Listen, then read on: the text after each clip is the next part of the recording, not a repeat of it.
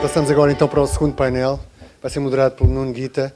Ele é consultor na área de compliance, é coordenador e docente neste programa que falei no início, que vamos ter a partir de outubro, precisamente nesta área, a primeira edição do programa de gestão de compliance organizacional, e que vai moderar o segundo painel.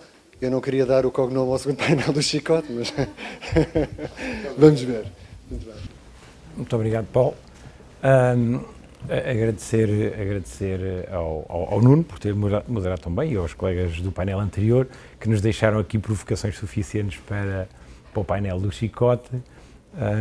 E eu aproveito, se calhar, em jeito de introdução, recordar e responder já a uma série de provocações. Nós achamos isto sempre tudo muito desconcertante quando nos chega, mas recordar que o compliance está a chegar a Portugal, se calhar, só com 20 anos de atraso. Não estamos a falar de nada de novo. O resto do mundo já está todo eletrificado há uns anos e nós aqui também gostamos de usar iPhone e ThinkPad. Portanto, só estamos aqui a tentar recuperar um bocadinho aquilo que nos vai atrasando. Também dizer que, como o Dr. Alexandre dizia, que cumprir a lei já era obrigatório, não é? Portanto, já tínhamos o princípio da legalidade desde sempre. Mas isso também éramos obrigados a ter o cinto de segurança e os travões no automóvel. Até alguém se lembrar de dizer, pois, mas tens que ir com o carro à inspeção, e quando se legislou a inspeção automóvel, não se especificou qual é que eram exatamente a marca e a qualidade do banco de ensaios para os travões, etc. Isso depois foi existindo. Como percebem, eu sou um grande entusiasta, como de resto todos nós, desta inovação que aqui surge, e portanto também por isso agradecer ao ISCTE ter acolhido desde o primeiro momento, e muito em particular ao professor José Crespo Carvalho, por ter acolhido esta ideia e esta iniciativa do Corporate Compliance. Portanto, é um prazer enorme e uma honra poder estar aqui estar a ocupar a cadeira do moderador, não é? Nesta mesa redonda, que, como a anterior, é composta pelos melhores especialistas nas respectivas áreas, como já era a anterior. E, se calhar, eu começava aqui por apresentar à minha direita o Dr. Gonçalo da Cunha Pires, que é juiz de Direito e Inspetor-Geral da Justiça desde 2017, licenciado pela Faculdade de Direito de Coimbra, pós-graduado em Direito Penal e Económico, exerceu advocacia, posteriormente foi juiz da Magistratura Judicial e tem, portanto, colaborado com várias instituições como docente e conferencista, mas se calhar o destaque que ele aqui me merece, e por isso também tenho um enorme prazer e estou-lhe muito agradecido por ter aceito o convite, foi a intervenção determinante justamente na redação da lei, do texto da lei publicada no Decreto-Lei 109/E, portanto, o Regime Geral de Corrupção, de Prevenção da Corrupção. E, portanto, assim, é seguramente, se calhar, penso eu, e não estarei muito longe, uma das, se não a pessoa que melhor conhece este novo Regime Geral da Corrupção. E, portanto, é uma enorme honra, um prazer, e fico-lhe agradecido. E com isto passava-lhe já a palavra para a sua intervenção, justamente sobre o Regime Geral da Corrupção e como é que ele, então, se configura e se nos apresenta. Muito obrigado. A primeira palavra para felicitar o Instituto ISCTE Executive Education, na pessoa do Sr. Professor Crespo Carvalho, pela iniciativa que hoje leva a cabo.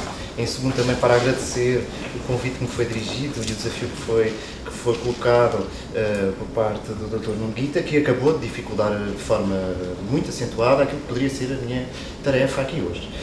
Também cumpre desde logo dar uma indicação de que o que aconteceu foi apenas um contributo que demos para a discussão desta matéria no âmbito daquilo que foi a Estratégia Nacional Anticorrupção. E eu passaria desde já também a parte de cumprimentar todos os presentes, a dar algumas ideias de enquadramento daquilo que surgiu no âmbito desta matéria, para apresentar. Vou pedir licença para me levantar, peço desculpa, será porventura mais fácil, e refletindo sobre aquilo que é o tema desta iniciativa, nós consideramos que seria, desde logo, muito relevante que...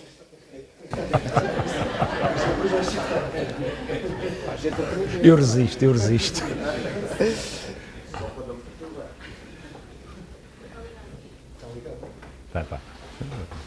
Muito obrigado.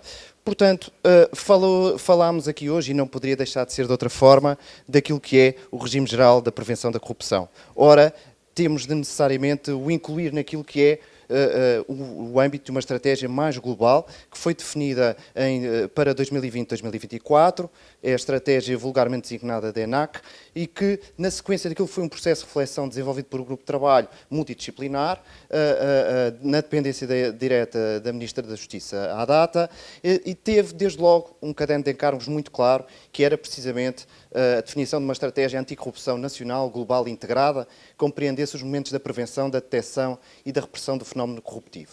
Ora, se olharmos desde logo para este objetivo, compreendemos também aquilo que são as várias considerações que foram sendo feitas até agora relativamente a esta temática. E é verdade, temos aqui um tema muito complexo, muito relacionado com áreas muito diferentes de atuação, mas diríamos que aquilo que se define na estratégia é precisamente uma abordagem holística deste fenómeno e aqui introduz de forma generalizada, e generalizada já direi porquê, da figura do compliance, do cumprimento naquilo que é o aspecto relevante que é dado à vertente essencialmente preventiva, e é também nesta matéria que nós vamos deixar aqui algumas reflexões, por ser essa a nossa matéria de abordagem. E, portanto, densificando aquilo que é esta Estratégia Nacional Anticorrupção, temos então o Decreto-Lei 109/2021, que define agora o novo modelo no que se refere, e é aquilo que a parte que agora releva, à prevenção do fenómeno da corrupção. Portanto, temos aqui o enquadramento jurídico, Decreto-Lei 109/2021,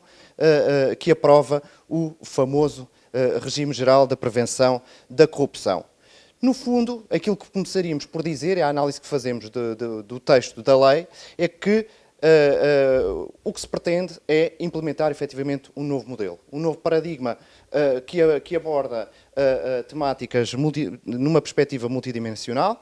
É inovador precisamente porque naquilo que é a matéria específica da prevenção da corrupção, e específica é um mundo de questões que se colocam a respeito desta questão da prevenção da corrupção, e que, no fundo, reflete uma densificação de normas, conceitos, princípios estruturantes diversos no ordenamento jurídico, considerando e convertendo normativamente aspectos relevantes de instrumentos que também, como já se falou aqui hoje, de instrumentos de soft law, de convenções, tratados, recomendações de organizações nacionais, como o Conselho de Prevenção da Corrupção, que fez um grande trabalho nesta matéria até agora nos seus 14 anos de existência, mas também organizações internacionais como o GRECO, a OCDE, a Organização Internacional de Padronização, Transparência Internacional, isto para citar apenas algumas destas entidades. E quando dizemos que é inovador por todas estas circunstâncias, por um conjunto de densificação de normas, conceitos e princípios que de alguma forma já existiam, mas que num único documento tenta-se, ainda que conjugado com outros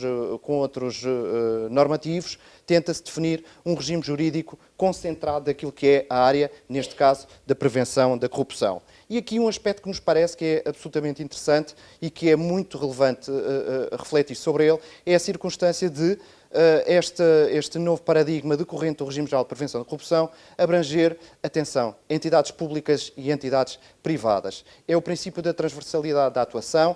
Aqui também se atua numa perspectiva de igualdade entre as duas vertentes da atuação e, portanto, é um aspecto que gostaríamos aqui salientar. Um dos aspectos também relevantes, e que já foi aqui focado hoje, para definir e para compreendermos a que é que nos reportamos, este regime geral de prevenção da corrupção e naquilo que tem a ver com pessoas coletivas de direito privado, pessoas coletivas com sede em Portugal, que empreguem 50 ou mais trabalhadores, sucursais em território nacional, pessoas coletivas com sede no estrangeiro, que empreguem 50 ou mais trabalhadores. E depois vêm as entidades de natureza pública, e eu salientaria também a última parte deste diapositivo, que eu diria que é a cláusula de extensão, ou seja, mesmo relativamente às entidades de natureza pública que não estão abrangidas pelo diploma de acordo com este âmbito de aplicação, este diploma dá a diretiva clara de que também essas deverão, ainda assim, adotar instrumentos de prevenção de riscos de corrupção e infrações conexas, adequados à sua dimensão e natureza, incluindo aqueles que promovem a transparência administrativa e prevenção de conflitos de interesse, que são duas áreas que o Regime Geral de Prevenção da Corrupção trata de forma bastante detalhada, e são duas áreas também, elas, muito sensíveis naquilo que é a atividade do exercício da atividade pública. Falamos também aqui numa vertente inovadora da adoção de um programa de cumprimento, de um programa de compliance e entendido enquanto um conjunto alargado de controlos destinados a assegurar, neste caso, o cumprimento de legislação e regulamentos aplicáveis quanto à questão da prevenção de fenómenos de corrupção e infrações conexas e também, esta parte é muito importante, os respectivos mecanismos de avaliação, precisamente para dar uma ideia de efetividade dos instrumentos que devem existir por parte das entidades abrangidas. E aqui, este programa de cumprimento normativo, que como já se fala, tem uma tradição histórica já muito antiga, mas é neste contexto que o Regime Geral de Prevenção da Corrupção quer introduzir esta figura no ordenamento nacional e diríamos que este programa de cumprimento normativo é, pelo menos, constituído pelo Plano de Prevenção de Riscos de Corrupção e Infrações Conexas, o Código de Conduta, o Programa de Comunicação, Formação e um canal de denúncias. Isto são 4 elementos que são interdependentes, que são comunicantes e que têm necessariamente que se articular entre si para que exista efetivamente um programa de cumprimento normativo efetivo. Também é relevante, no contexto aqui nos traz hoje, a exigência da designação de um responsável pelo cumprimento normativo, que exercerá as suas funções de forma independente, é o que se pretende com a adoção desta norma, numa perspectiva de sensibilização para a importância da atribuição de competências específicas a determinada pessoa, para agilizar e efetivar a implementação das medidas delineadas no que se refere ao planeamento da prevenção da corrupção. Trata-se de uma figura que não é propriamente inovadora no âmbito do nosso ordenamento jurídico, porque tem paralelo naquilo que é as medidas de combate ao branqueamento de capitais e financiamento do terrorismo, que também aqui hoje já falámos. Diga-se a este respeito que esta exigência não retira responsabilidade àquilo que são aos órgãos da administração das empresas no que tem a ver com a implementação, a adoção e a implementação deste mesmo Regime Geral de Prevenção da Corrupção. Depois, temos também aqui o procedimento de controle interno, que aqui eu diria que o legislador dá a indicação de que este procedimento de controle interno, e aqui focamos apenas nas questões que têm a ver com as entidades, com as pessoas coletivas de direito privado, aqui o procedimento de controle interno pode ter como referência, e isso dependerá aqui sim da iniciativa privada das empresas, pode ter como referência o sistema de controle interno, que é particularmente exigente às entidades públicas. E, portanto, respondendo um pouco, ou acompanhando um pouco a reflexão do painel anterior, eu julgo que o legislador dá algumas indicações claras, deixa outras para aquilo que é a gestão interna e aquilo que tem a ver com a iniciativa privada, mas dá uma indicação clara daquilo que poderá ser um sistema de controle interno, ou melhor, um procedimento de controle interno. Há uma alteração terminológica. Para as entidades públicas existe um sistema de controle interno, para as entidades privadas um procedimento de controle interno. E, portanto, é menos exigente, como não poderia deixar de ser, poderá ser adaptado, tomando como referência aquilo que é estabelecido para as entidades públicas. Um outro aspecto também muito relevante, que tem a ver com a exigência de procedimentos de avaliação prévia, a chamada due diligence, quanto a terceiros que hajam em seu nome, e também a extensão das regras relativas ao conflitos de interesses às entidades, às pessoas coletivas de direito privado, quando no exercício de qualquer título de poderes públicos ou funções materialmente administrativas. Temos aqui, então, a questão da extensão das normas relativas a conflitos de interesse às entidades privadas, apenas nestas circunstâncias.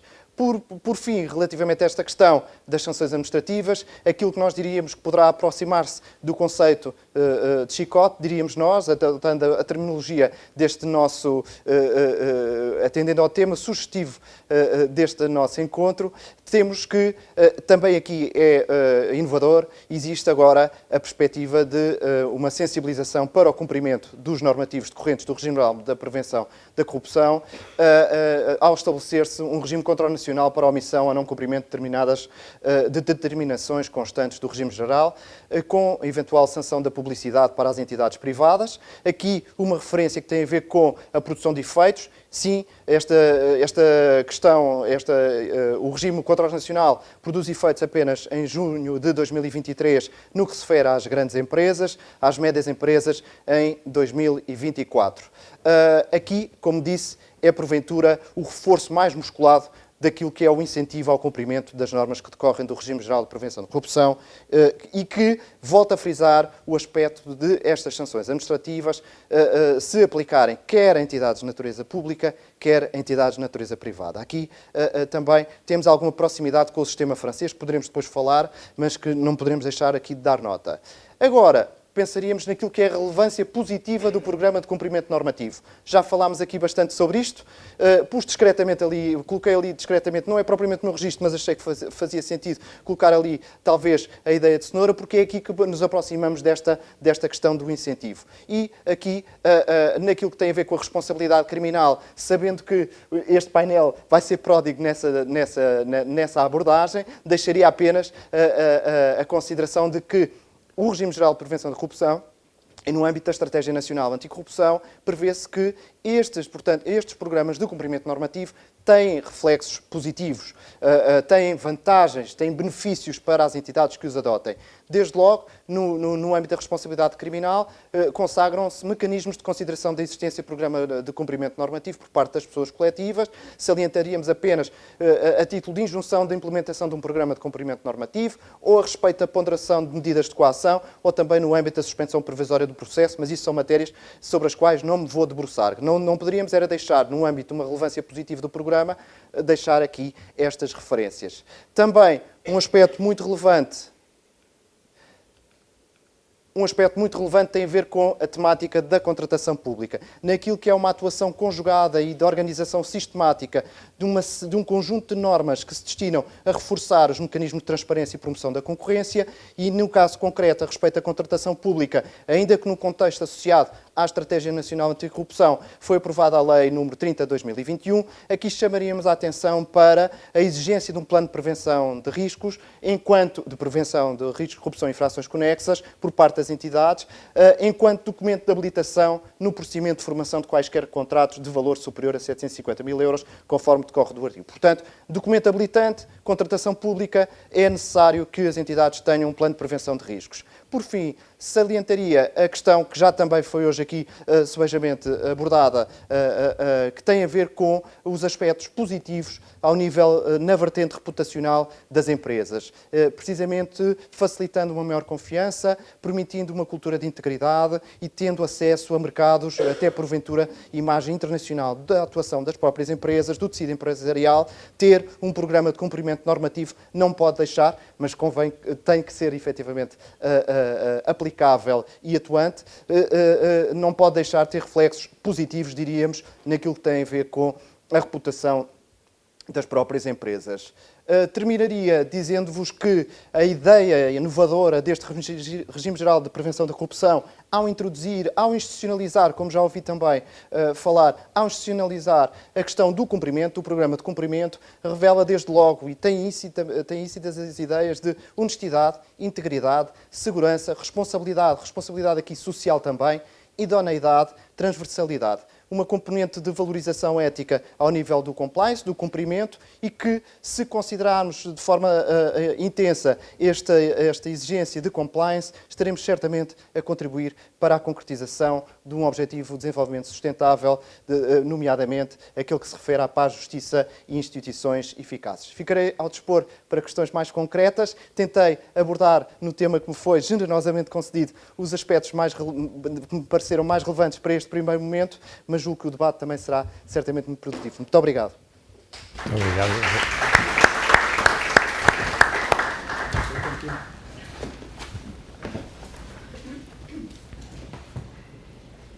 Isto eu acho que é a panagem de todos os conferencistas, desde o keynote speaker ao segundo painel e aqui agora com a sua última intervenção, a densidade com que conseguimos trazer isto tudo de forma tão telegráfica e tão concentrada. Eu gostava, aproveitava para recordar, aliás, sublinhar um pouco aquilo que já foi apresentado pelo Dr. Paulo Macedo, que em última ratio, isto pode parecer, porque se trata, ou tem o título da prevenção da corrupção, que estamos aqui em primeira linha a defender um bem jurídico de interesse social e, portanto, abstrato. Mas eu creio que o Dr. Paulo Macedo sublinhou muito bem o valor acrescentado para a própria atividade comercial e empresarial dos destinatários. Portanto, sobretudo, sendo uma obrigatoriedade de controle interno e de implementação de um sistema de controle interno, quem deveria beneficiar em primeira linha são as empresas em particular.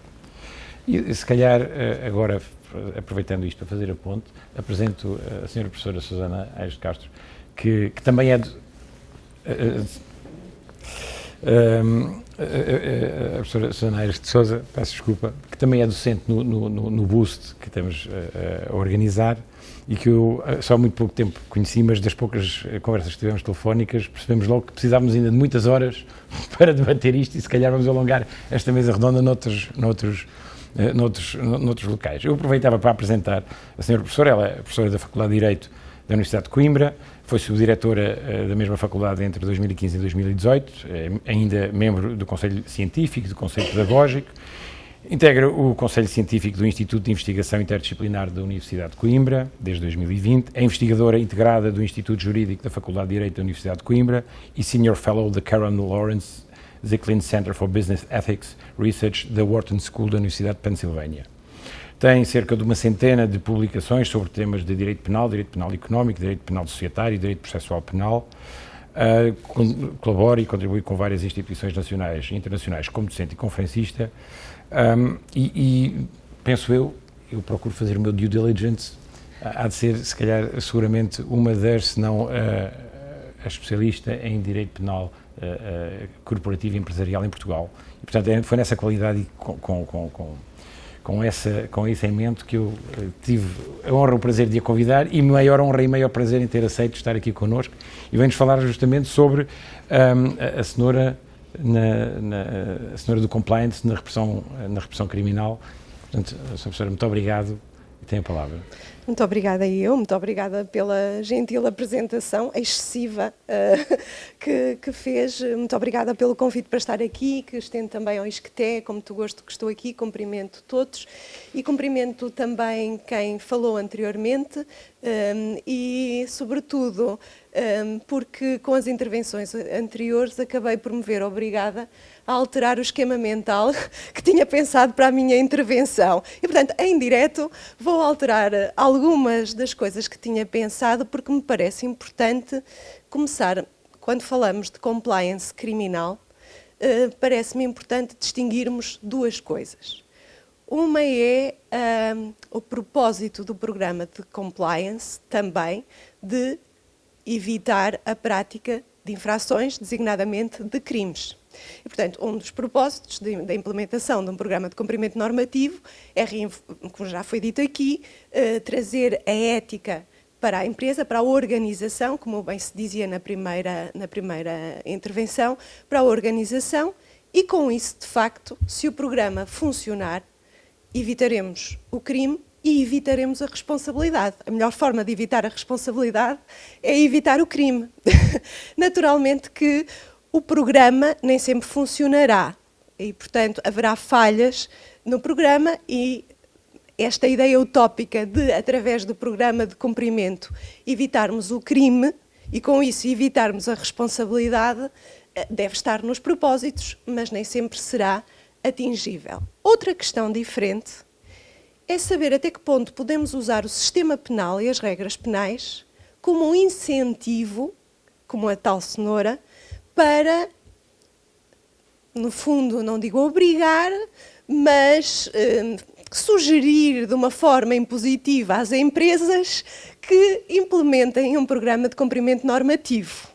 Isto é uma questão diferente, saber até que ponto podemos utilizar o sistema penal como uma forma de as empresas se sentirem, digamos assim, sentirem um impulso na implementação de programas de compliance. E esta, de facto, é uma questão muito antiga, vem de 1991, das Federal Sentence Guidelines dos Estados Unidos, em que, num sistema em que a responsabilidade criminal das empresas existe há mais de um século e, de facto, pensou-se, na fase do sentencing, quando se condena e se determina uma pena para a pessoa jurídica, para a empresa, introduzir aqui uma cenourinha. E a cenourinha era um sentence credit, ou seja, um fator mitigante da pena, se a empresa tivesse, antes da prática do crime, implementado um programa de cumprimento normativo. E, portanto, tudo isto começa aqui, em 1991, na fase judicial, o juiz deveria considerar, quando determina a pena para uma pessoa coletiva, como um fator que diminui a pena aplicável a essa pessoa coletiva, o facto de ela ter um programa de cumprimento normativo. As coisas nos Estados Unidos começaram há muito tempo e foram mudando. E mudaram muito. E mudariam, vou só assinalar aqui 2 pontos, em 2013 e 2004, na sequência, todos se lembrarão, do caso Arthur Andersen, que a empresa que enfrenta uma responsabilidade criminal, que enfrenta todo o processo e que acaba com o processo criminal, ela deixa de existir. Portanto, foi o fim da empresa. E na sequência deste caso, até se usa muitas vezes na literatura o chamado efeito Andersen, há uma mudança, há um shifting, há uma transição do momento em que se pondera o programa de compliance. Deixa de ser na fase judicial e passa a ser das mãos do Ministério Público a possibilidade de ponderar que relevância atribui a um programa de compliance. Inclusive, há um memorando particularmente decisivo nesta matéria, emitido pelo Procurador-Geral Adjunto Larry Thompson, que ficou conhecido como Thompson Memo, ou Memorando, que diz que se a empresa implementar um programa de compliance, colaborar com as autoridades judiciais, trazendo prova da prática do crime, e se identificar, mais tarde vem a ser adicionado uma terceira condição pelo Yates Memorando em 2015, se identificar as pessoas individuais responsáveis pela prática do crime, se existirem estas 3 condições, identificar as pessoas individuais responsáveis pela prática do crime, ter um programa de compliance, pagar uma multa, estou-me a esquecer desta, pagar uma quantia, isso também, e é uma quantia, por regra, bastante significativa, e trouxer provas da prática do crime, a cenoura passa a ser outra. E a cenoura, que até aqui era pequenina, com algum grau de atratividade, passa a ser a não persecução penal, a não responsabilização penal, inclusive a possibilidade de nem sequer se iniciar um processo penal. E, portanto, aqui, de facto, importa à empresa ter um programa de compliance, colaborar com as entidades judiciárias.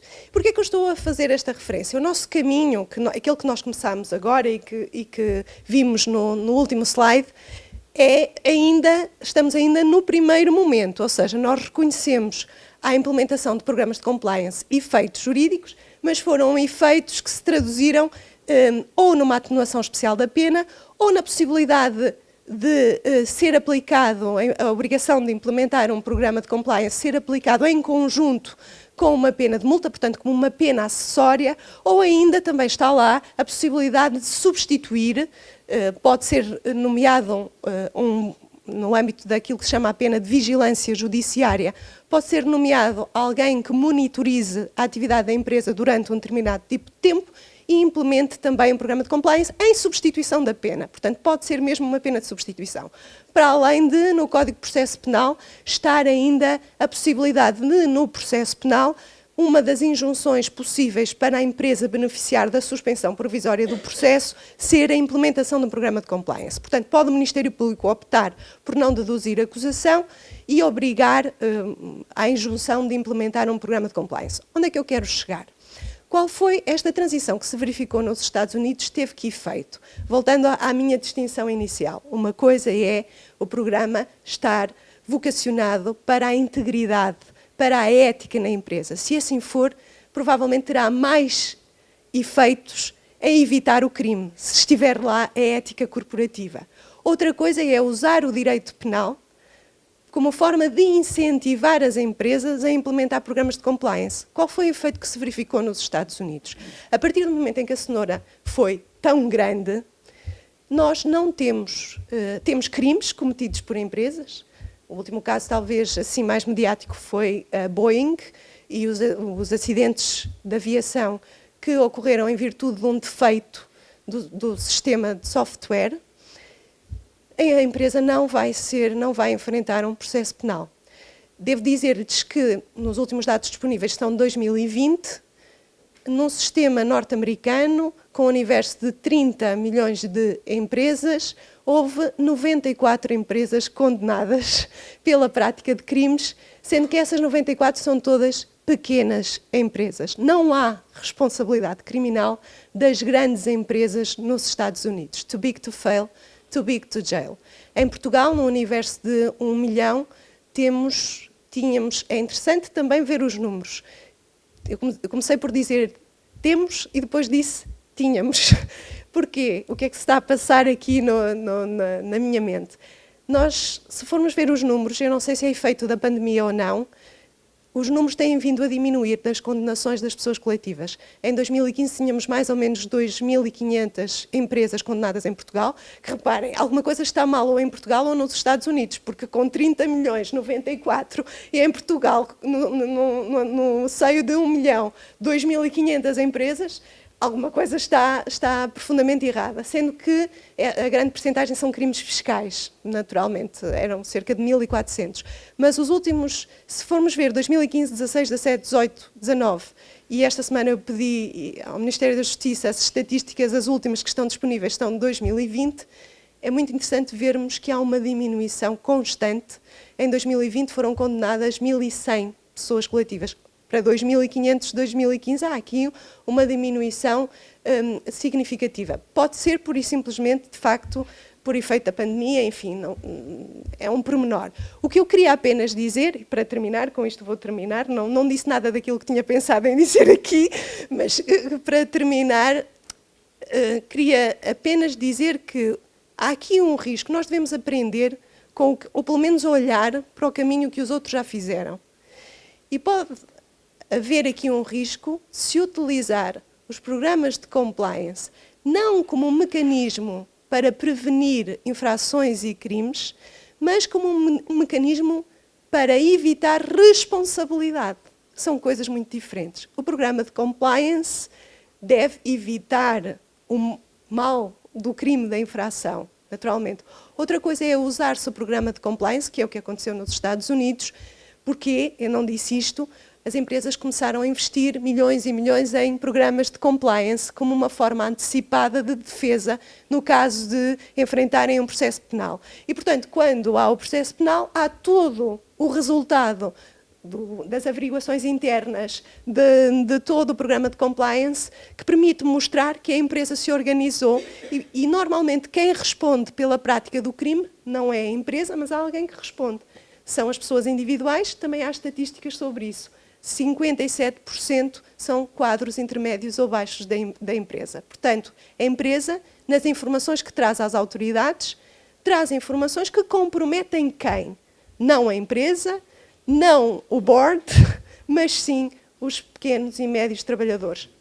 Isto que eu estou a dizer está disponível online, se procurarem os dados publicados pela Sentencing Commission, estão lá o número de pessoas coletivas que são condenadas e quais foram as pessoas individuais que foram condenadas pela prática de crimes associados às empresas. Ora, a minha ideia ao fazer esta referência é precisamente apenas esta, chamar a atenção que devemos ter algum cuidado em usar os programas de compliance para evitar responsabilidade. Se evitamos a responsabilidade porque o crime foi evitado ou porque houve, de facto, um compromisso da empresa em repor aquilo que era a legalidade, pois muito bem, é assim que deve ser. Agora, usar o programa de compliance como uma defesa antecipada para evitar responsabilidade parece-me que é inverter os propósitos daquilo que pretende ser um programa de compliance. Muito obrigada.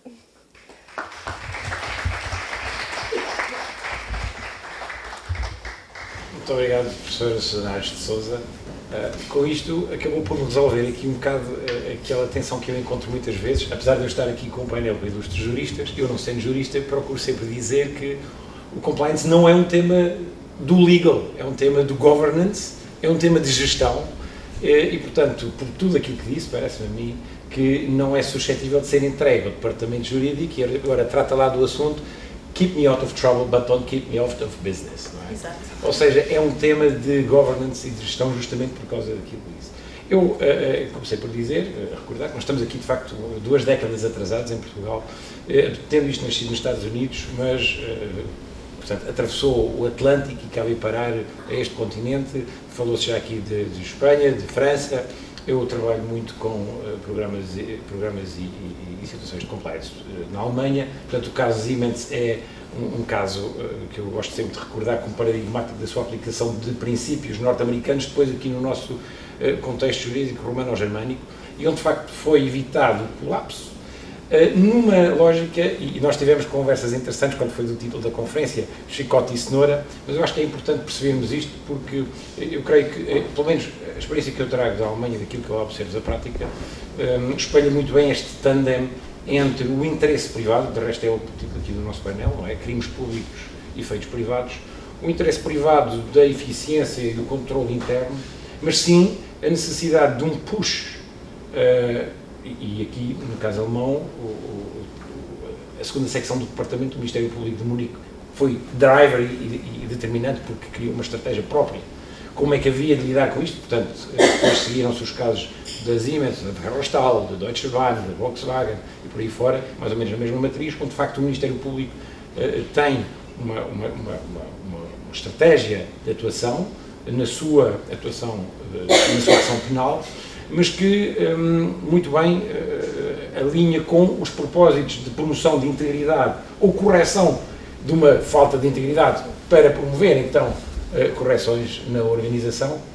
E é muito interessante ver como é que isso, por um lado, produz os efeitos da ação penal para os autores, sim, com aproveitamento e recurso de instrumentos que são produzidos na própria empresa em sede dos programas de compliance, mas sim também, por outro lado, permite a sobrevivência das organizações e depois o seu sucesso, até porque, se recordarmos, a Siemens esteve quase à beira do colapso. Eu agora tenho o prazer de apresentar o Dr. José Teixeira, Procurador do Ministério Público do Departamento Central de Investigação da Ação Penal em Lisboa, mas, por um lado, é um prazer muito especial, mas é também, ao mesmo tempo, constrangedor, porque foi-me dito que não fica bem a um subordinado elogiar um superior hierárquico.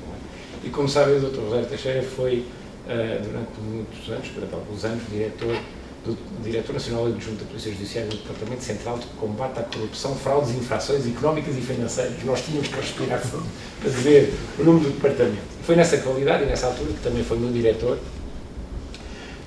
E eu, portanto, conheço pessoalmente desde essa altura e nessa circunstância, portanto, casos como o David Lorry, que ninguém já se recorda, mas nós sim, da Universidade Moderna, da Arte Lima, o Grupo Espírito Santo, a Operação Marquês, são suficientemente conhecidos para dispensarem a apresentação. Portanto, trabalhar com o Dr. José Teixeira foi para mim, eu não digo isto sobre todos os diretores, portanto fiquem descansados, ele sabe que as minhas palavras são sinceras, foi um grande prazer e um enorme privilégio, e conheço-o de facto como o diretor, ou um dos diretores, se calhar o diretor, que mais intervinha operacionalmente nas investigações, diretamente, portanto, a sua capacidade de trabalho e de investigação, conheço-a pessoalmente, e eu não me abeiro disso, mas é assim que eu o conheço, e foi também por isso que o convidei, e tenho o privilégio e agradecido mais uma vez ter aceito estar aqui connosco, e justamente para se calhar nos apresentar aqui um pouco os desafios operacionais e de reporte que tudo isto traz para a ação penal. Eu passava a palavra então ao Dr. José Teixeira. Muito obrigado. Obrigado pelas palavras, se calhar imerecidas. Obrigado pelo convite, e eu estou a atingir aquela idade em que já não me resta muito a formação, mas aproveitar a experiência, porque eu começo a estar naquela idade em que já vi mais coisas do que a maior parte das pessoas, e portanto, quando as pessoas veem mais coisas do que os outros, conseguem enquadrar as coisas, criar aquilo que se chama as tipologias. Mas falando sobre corrupção, que é isso que me pediram, e de prevenção da corrupção, eu, quando falo corrupção, coloco sempre aqui uma imagem da raposa e da galinha, em que no meio temos uma rede. Seja o que for que aconteça, a raposa chega sempre à galinha. Isto é, temos do lado a raposa, temos do outro lado a galinha, vamos pôr a rede, mas a raposa encontra sempre caminhos para chegar à galinha. Eu começaria por, em termos de investigação, dizer que mesmo assim A rede e o aumento de largura da rede e de altura da rede tem enormes vantagens, não só para o dono da galinha, como para quem quiser prevenir a possibilidade da galinha chegar, do raposo a chegar à galinha. É que quanto mais obrigarmos este candidato a chegar e a ganhar dinheiro à conta do Estado, quanto mais o obrigarmos a percorrer caminhos, a criar estruturas de proteção, a fazer contas no exterior, a fazer contas de passagem, a contratar intermediários, quanto mais o obrigarmos a esticar a sua conduta, mais temos margem de poder investigar no futuro e mais o obrigamos a deixar marcas na areia, marcas que são investigáveis, que é aquilo que muitas vezes é necessário na corrupção, porque é um crime interno e é um crime onde estão duas pessoas que entre paredes combinam a prática do ilícito. E, portanto, esta imagem da rede, como os nossos programas de compliance e como o criarmos um mecanismo que vai dificultar que alguém chegue à prática do ilícito, obrigando-o a demorar mais tempo, obrigando-o a gastar energias, é algo que não é só útil do ponto de vista da investigação, é útil e tem prémio depois em termos da prática do implementar dessa rede. Mas quero com isto dizer também, e aqui entrando um pouco já na crítica daquilo que é a lei, temos que olhar um pouco para a experiência, essa sim adquirida e que funciona bem, da prevenção do branqueamento, na qual eu tenho atualmente alguma responsabilidade em termos jurídicos, em termos de perseguição neste país e dentro do DCA. Porquê? Porque essa experiência e aquilo que eu digo em termos da prevenção do branqueamento, quando sobretudo sou convidado a falar com os compliance, é que o problema não é um problema jurídico, não é um problema de encontrar crimes que estejam ali em causa. É um problema fenomenológico. E se nós, em termos da avaliação de riscos dentro de uma empresa, apenas olharmos para perceber isto é um risco de corrupção ou não é um risco de corrupção, vamos estar a desperdiçar muita informação que é relevante. Portanto, a prevenção não é uma prevenção dirigida a determinados tipos de crime, é dirigida a determinados fenómenos. Um pouco a lei vem dizer, salvo erro, no artigo 6º do Regime Geral de Prevenção da Corrupção, que os tais riscos a precaver são riscos de situações que possam expor a entidade a atos de corrupção. Risco de situações. Em primeiro lugar, esta expressão tão ampla significa que são riscos que estão em constante atualização. E lá chegaremos adiante sobre a necessidade, não só do Ministério Público, como de outras entidades, e um pouco isso está previsto no MNAC, contribuírem para a constante atualização destes riscos. Se há área onde os riscos evoluem, é a área do crime económico. Muitas vezes, sobretudo a parte dos senhores advogados, criticam que a parte da legislação do branqueamento tem demasiadas alterações, passa a vir a ser alterada, vamos para a 6ª diretiva e outras seguirão.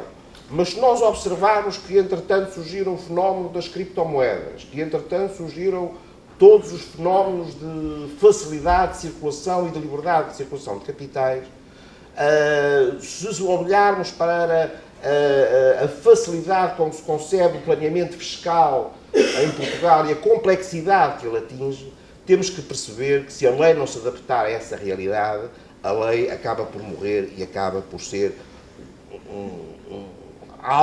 um casaco curto para a realidade, utilizando uma expressão já usada anteriormente na história do direito.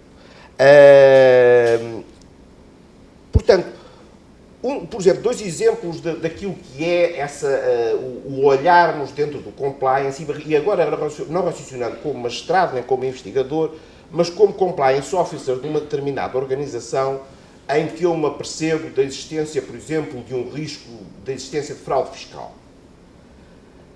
Eu posso dizer, enquanto responsável há um compliance para a área fiscal, há um advogado para a área fiscal, eu vou avisá-lo, e isto não tem relevância no meu ponto de vista de prevenção da corrupção.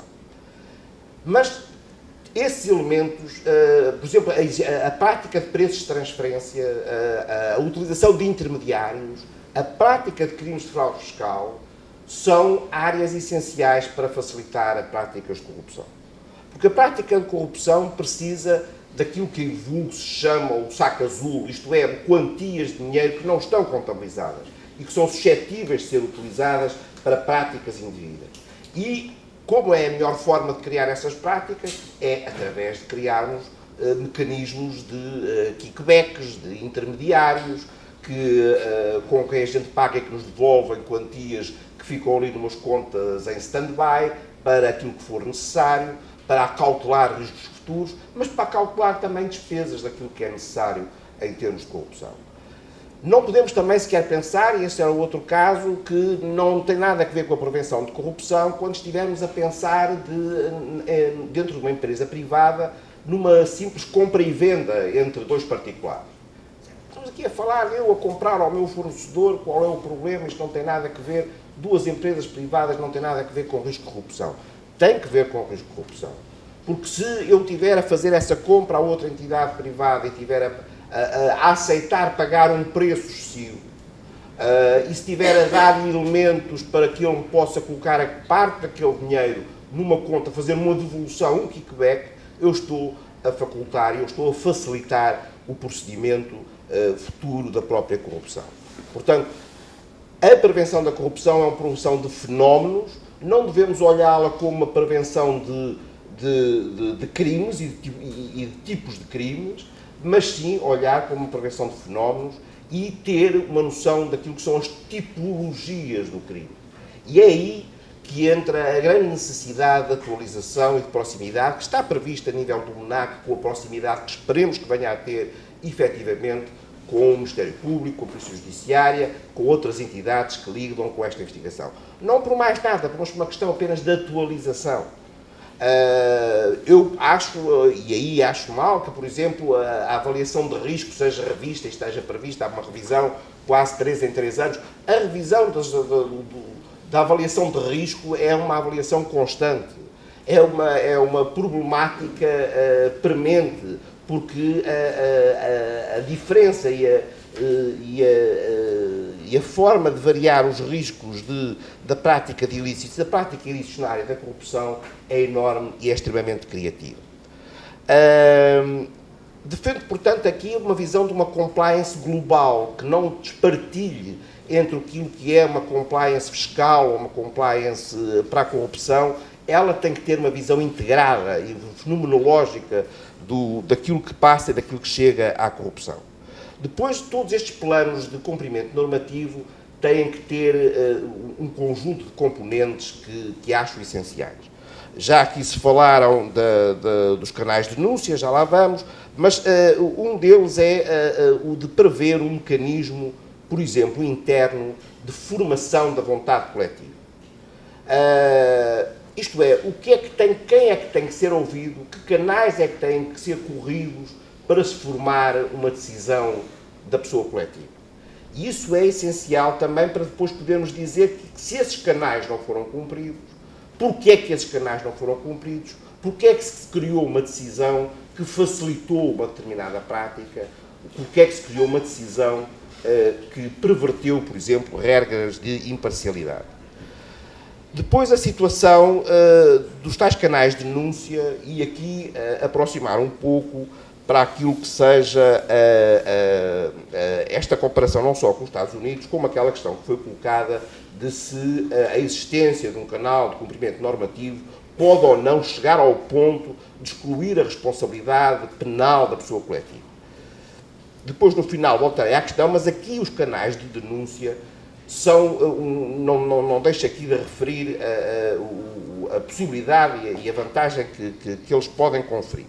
Porque, na minha perspectiva, enquanto magistrado do Ministério Público, e na minha perspectiva de decisor dentro de um processo penal, obviamente que, se for a própria pessoa coletiva a me reportar a situação que ocorreu no seu seio, porque ela a detectou por efeito de um sistema de compliance, se fizer aquilo que os americanos chamam o disclosure,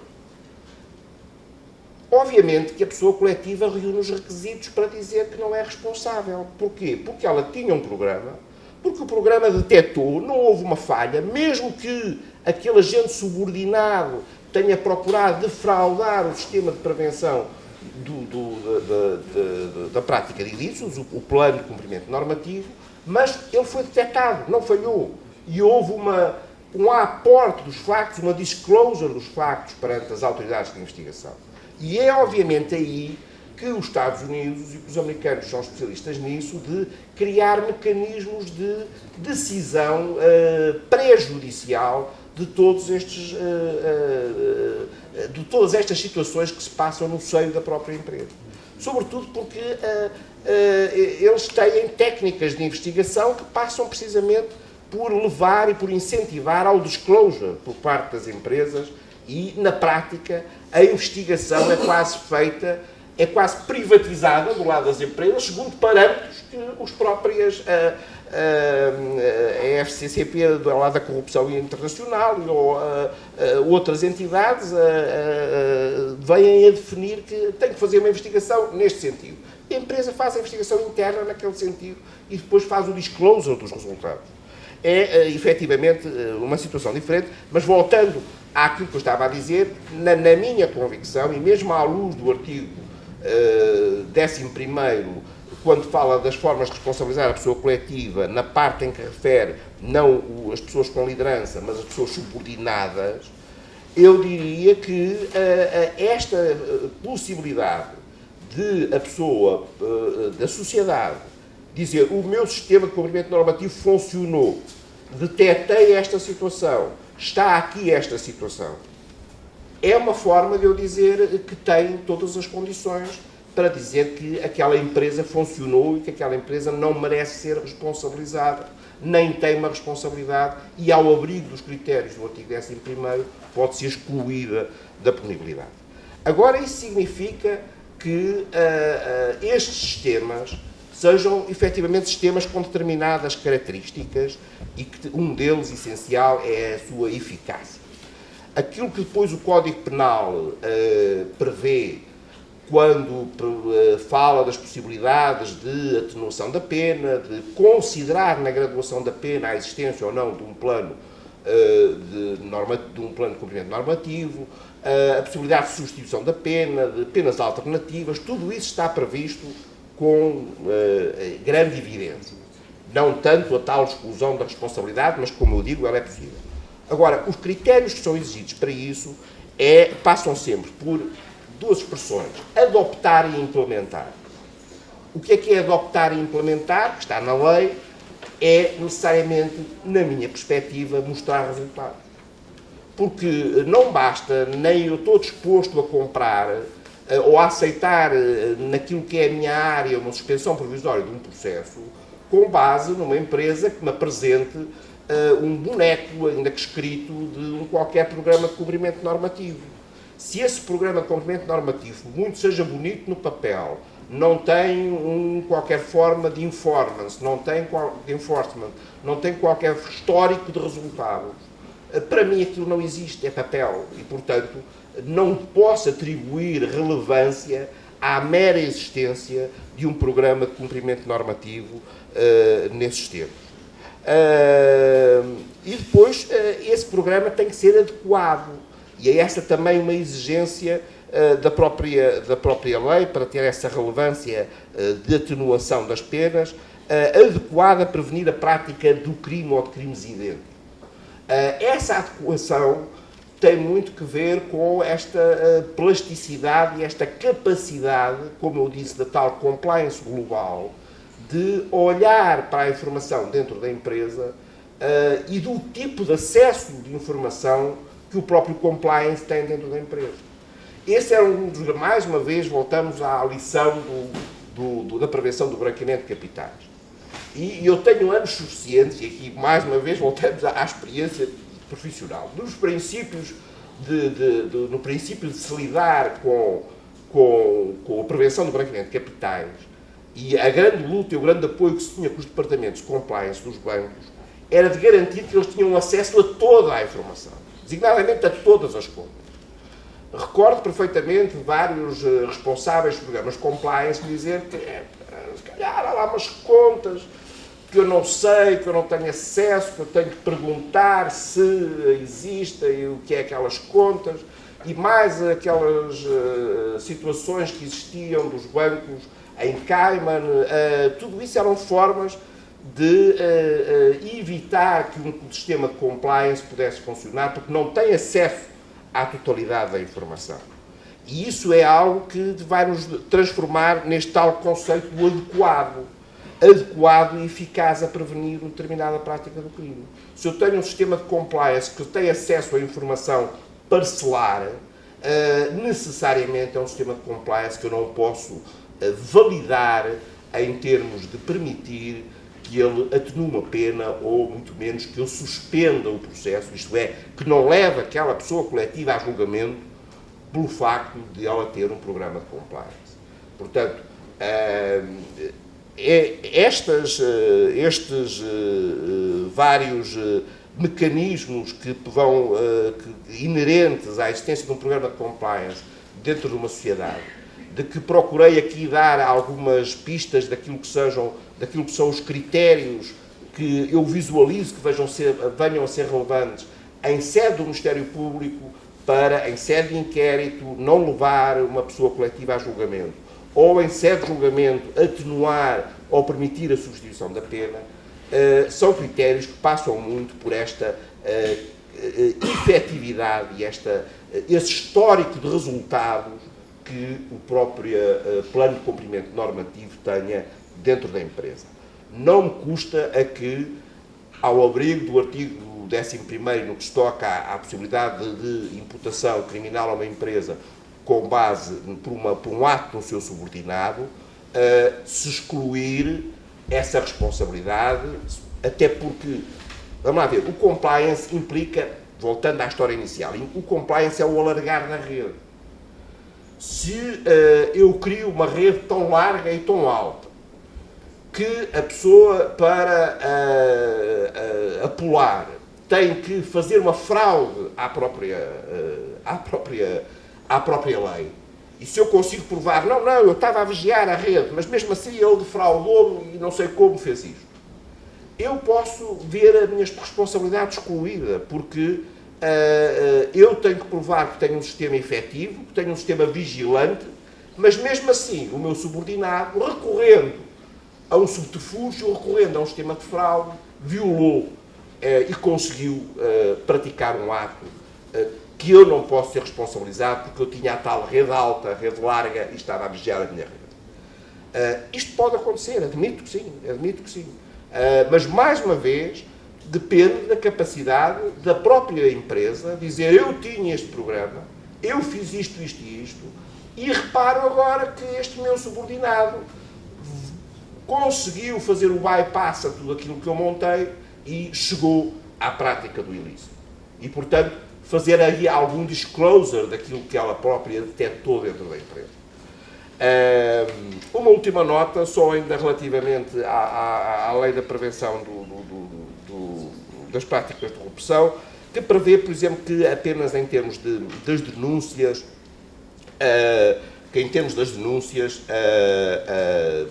o reporte ao Ministério Público ou o reporte às polícias seja feito depois de um trabalho interno dentro da própria pessoa. Eu, sinceramente, sou contra isso. Na prática, isso às vezes implica que, quando os factos são reportados já tipo uma cena do crime espezinhado. E, portanto, aquilo já não serve para nada. Portanto, tem que ser criado, mas isso tem que ser com a prática, um mecanismo de confiança entre o compliance das sociedades, das grandes sociedades, o Ministério Público ou a Polícia Judiciária, para que essa informação que venha das denúncias, uma vez minimamente confirmada, possa permitir que haja uma guidance na investigação interna, de forma a não estragar a cena do crime, mas também um compromisso da parte do Ministério Público a não queimar aquela empresa imediatamente com a abertura de um inquérito. Tem que salvaguardar a possibilidade de resolvermos toda aquela questão, até porque a empresa está a funcionar e está a fazer o seu trabalho, e de acautelar naquilo que chamam as margens do pré-inquérito ou da pré-investigação, para as quais, aliás, nesta área da criminalidade, há suporte jurídico para o efeito.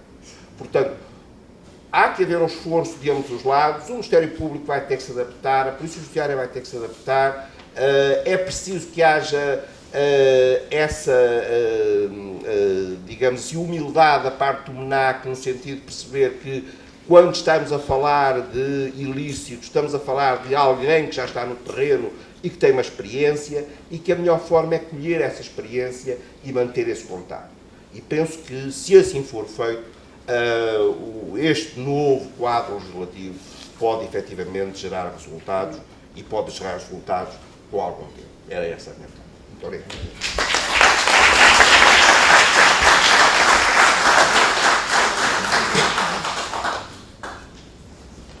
Muito obrigado, Dr. José Teixeira.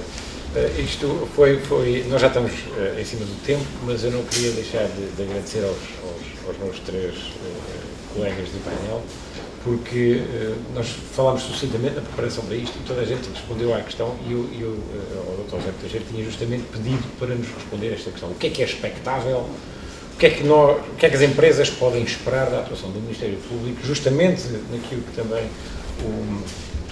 o Dr. Manuel Carreira Branco trouxe de preocupação.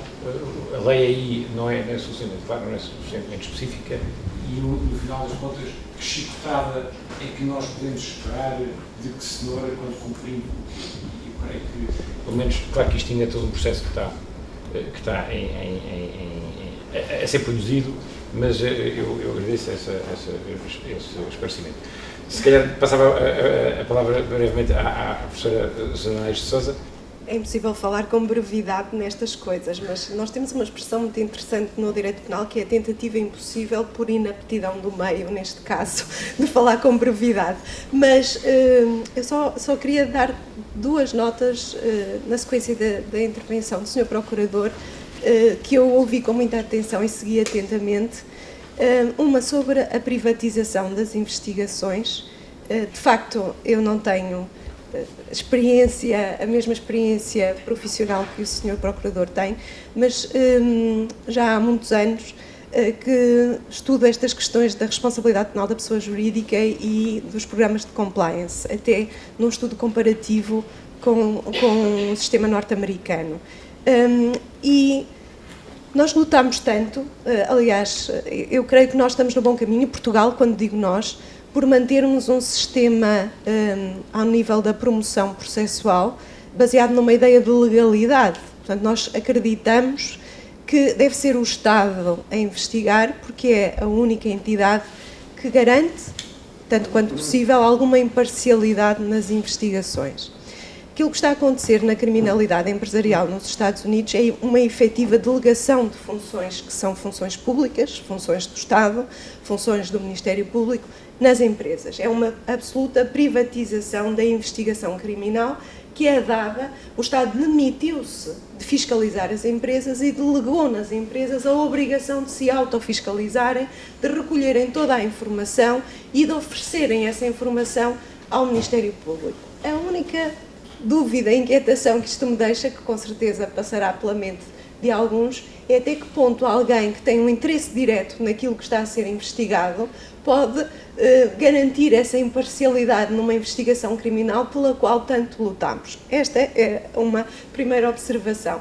A segunda observação, eu concordo com aquilo que a certo momento dizia no resultado de que, se de facto a empresa, através do programa de cumprimento, estabelece orientações, instruções muito claras, muito precisas do que pode e do que não pode ser feito, e há um trabalhador, ou mesmo até um dirigente, que, contrariando aquilo que foram as instruções da empresa, pratica o ato e realiza um crime, não haverá responsabilidade penal da empresa.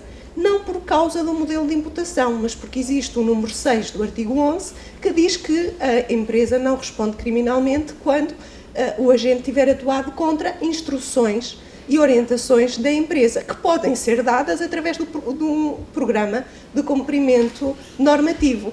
Não é por via, a meu ver, não é o modelo de imputação que nós temos consagrado no Código Penal. Há muitos anos, desde 1984, seguimos esse modelo, que é um modelo vicarial, espantosamente o mesmo modelo dos Estados Unidos, que também seguem o modelo vicarial. A empresa responde pelos factos cometidos por pessoas singulares, ao contrário de Espanha, em que de facto vigora o modelo, também o modelo do defeito da organização. A empresa responde se provar que não se organizou devidamente no sentido de prevenir a prática de crimes e, portanto, o modelo de autorresponsabilidade. Esse modelo não é o nosso, não é o que está no artigo 11, número 2, a linha A e a linha B. De facto, a linha B dá um passo nesse sentido quando comparado com o Decreto-Lei 2884 e com o regime geral tributário, o regime geral das infrações tributárias. Aí essa linha B não existe, há um passo nesse sentido, mas continua a ser, a empresa é responsável pela omissão daqueles que detêm uma posição de liderança em vigiar aqueles que são sobre a sua autoridade. Agora, concordo que de facto pode haver aqui espaço para excluir a responsabilidade pelo número 6, se a empresa fez tudo, deu todas as orientações e há alguém que atua até pelo requisito de não ser no interesse da pessoa coletiva, se poderia excluir a responsabilidade, mas não me parece que seja pelo número 2 do artigo 11 do Código Penal. Eu peço desculpa por ter tomado tempo, se calhar seria mais útil nas perguntas. Já agora, ponha lá o caso concreto. O caso concreto que é a empresa, o Compliance Officer, vai ter comigo e vai dizer, olha, tem aqui uma denúncia, comecei a puxar aqui nos cordeiros, está aqui um cavalheiro que, para realizar os seus objetivos, está a facilitar aqui umas coisas com uma entidade pública. Toma lá esta informação, eu, como Compliance Officer, funcionei, agora segue a investigação. Se a empresa isso não é a responsabilidade da empresa. Pronto, é aí que eu quero chegar. Aliás, a empresa até só responde pelos atos e omissões praticados por quem nela tem uma posição de liderança. Por regra, nem sequer responde por um ato praticado por um trabalhador. O da linha B fala dos subordinados, desde que haja... Desde que tenha havido omissão de vigilância de quem tinha a obrigação de os supervisionar. Exatamente, pronto, e é isso que essa omissão que ele vem de demonstrar que não a teve, quando vem ter comigo ou vem ter com alguém, a dizer... Exatamente, pronto.